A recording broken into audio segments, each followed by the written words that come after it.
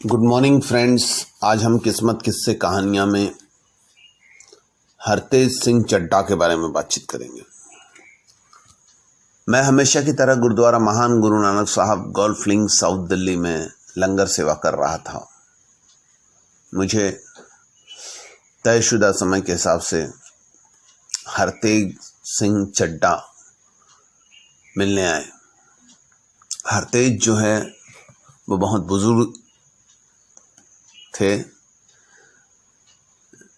करीब 85 साल के आसपास में उनकी उम्र थी और इस उम्र में वो मुझसे ज्योतिष के बारे में बातचीत करने आए थे। मन उनका ठहर नहीं रहा था, दिमाग में बहुत तरह तरह के विचार थे।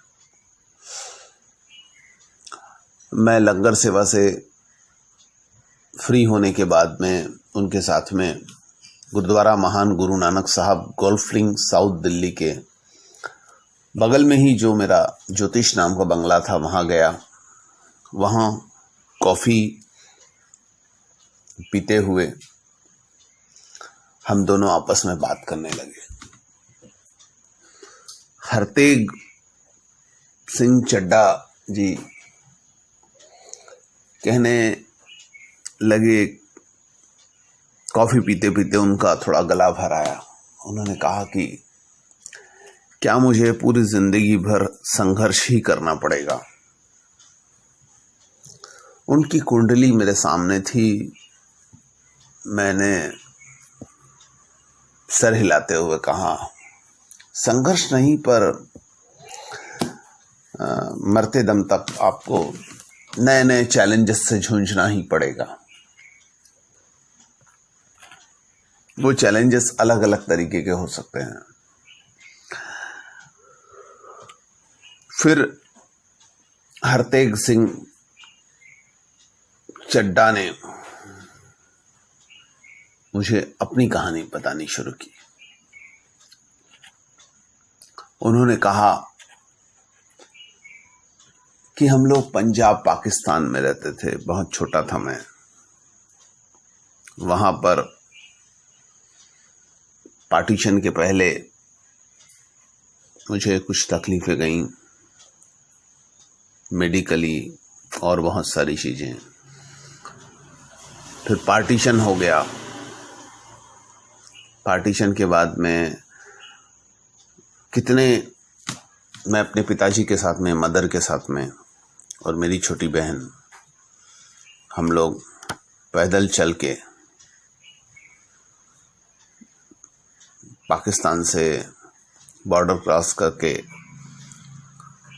फिर किसी बिना टिकट के अमृतसर से इधर आए पंजाब में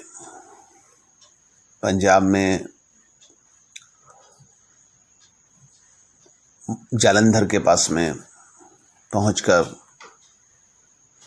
हमने अपने रिश्तेदारों को खोजने की कोशिश की। कोई रिश्तेदार नहीं मिला। रिश्तेदार जो थे वो इधर उधर हो गए थे, कहीं किसी का पता नहीं था। पिताजी ने जालंधर में किसी मुस्लिम के छोड़े हुए घर में पनाह ली। उसी के घर में कुछ दाल आटा चावल भी शेष था। वो हमने बनाया, कुछ दिन काटे। बाद में वो ख़त्म होने पर हम लोगों को आगे के सर्वाइवल के लिए बहुत ज़्यादा चिंता हुई। उस दौरान पेपर में एक छोटा सा ऐड दिखा था, कोई नौकरी की ज़रूरत है। वहाँ पिताजी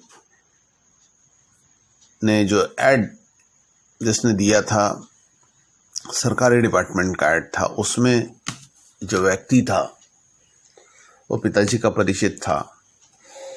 पिताजी के बहुत एहसान थे उस पर। पिताजी ने उससे संपर्क किया। वह दिल्ली का रहने वाला था। हम लोग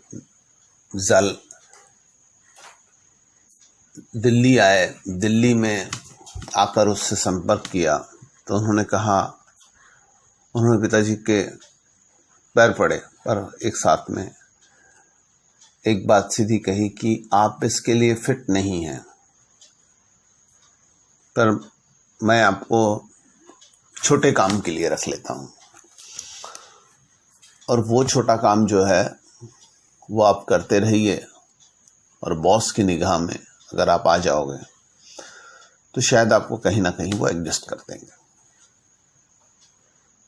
पिताजी उस डिपार्टमेंट में, सरकारी महकमे में छोटा सा काम करने लगे, एक्स्ट्रा के तौर पे। बॉस की निगाह में 15 दिन में आने पर पिताजी के लायक जगह में पिताजी की नौकरी पक्की हो गई, और वहां हमने चैन की सांस ली। किसी तरीके से मेरा स्कूल चालू हुआ। मैं पढ़ने लगा तो कुछ दिन में मदर की डेथ हो गई। मदर की डेथ के बाद में पिताजी ने, क्योंकि हमारी देखभाल करनी थी, कोई दूर के रिश्ते का कहीं पता चला तो उनसे संपर्क किया। उनके यहाँ एक विधवा थी, उससे पिताजी ने शादी की। उस विधवा ने हमें बहुत सहयोग किया। मेरी मदर, पहले शुरू में हम कतराते रहे। पढ़ाई के दौरान मैंने किसी तरीके से अपने आप को स्टैंड किया, पर संघर्ष जारी रहा। पिताजी की तबीयत खराब हो गई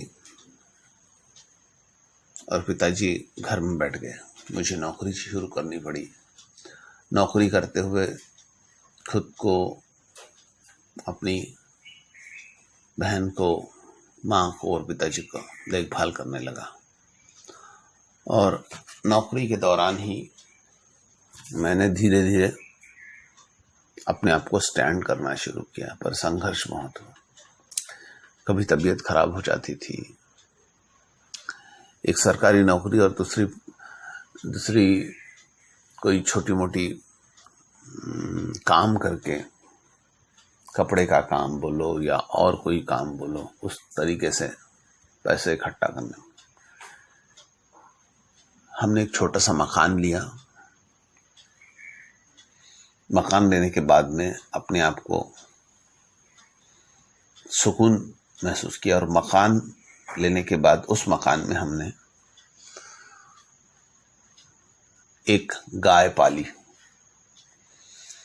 गाय पालने के बाद एक गाय से 2 से 3 से 4, इस तरीके से। आज तो गाय नहीं है, पर इस तरीके से हम लोग दूध भी बेचने लगे। दूध का भी काम हमारा चल पड़ा। और पर मेरी शादी हुई। शादी के बाद बच्चे हुए।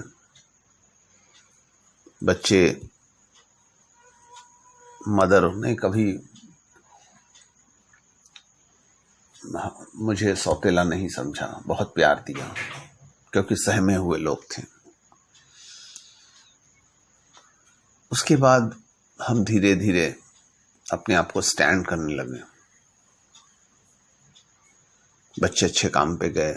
मैं नया काम शुरू किया। काम चल पड़ा, मोटर पार्ट से रिलेटेड था वो। और पर सुकून नहीं आया जिंदगी में। बहुत ज्यादा संघर्ष संघर्ष संघर्ष। फिर मोटर पार्ट्स का काम, नौकरी से रिटायर होने के बाद में कुछ पैसा इसमें लगाया, मोटर पार्ट्स के काम में और ज्यादा तरक्की हुई, पर संघर्ष चलते रहा। ऐसा लगता है कि कल कुछ कैलकुलेशन उल्टे हो जाएंगे और हम सड़क पर आ जाएंगे। और आज भी बच्चे देख रहे हैं, सब कुछ ये कर रहे हैं, मुझे इस तरीके का डर लगता है। मैंने हरतेज सिंह चड्ढा को बताया, आपने जिंदगी में बहुत संघर्ष किया और वहां से बाहर निकले, पार्टीशन देखा, पार्टीशन के बाद में गुर्बत की जिंदगी काटी। इन सब चीजों के बावजूद भी आप आज अच्छे से स्टैंड है। आज आप जिस मकाम पर, आपका क्या खो सकता है? कुछ नहीं। शनि और चंद्रमा का कॉम्बिनेशन जो है वो थोड़ा सा आपको डर ला रहा है, आपके दिमाग में आपको डरा रहा है। आपका जीवन में ऐसा कोई मकाम नहीं आएगा जिसमें आपको या आपके परिवार को सफर होना पड़ेगा। आपका जीवन बहुत अच्छा चलेगा, आप बिल्कुल चिंता ना करें। और इतने समय से आप नीचे से ऊपर ही गए हैं, ऊपर से कभी नीचे आने का वो डर रहा, वो शनि चंद्र का ही है। आप इसके लिए लंगर सेवा में जितना हो सकता है, चंद्रमा के लिए सफेद चावल और शनि के लिए काली वाली दाल, वो लंगर सेवा में दीजिए, उससे राहत मिलेगी। हरतेज सिंह चड्ढा ने ये दोनों के लिए कुछ रकम लंगर सेवा के लिए दी और एक विश्वास के साथ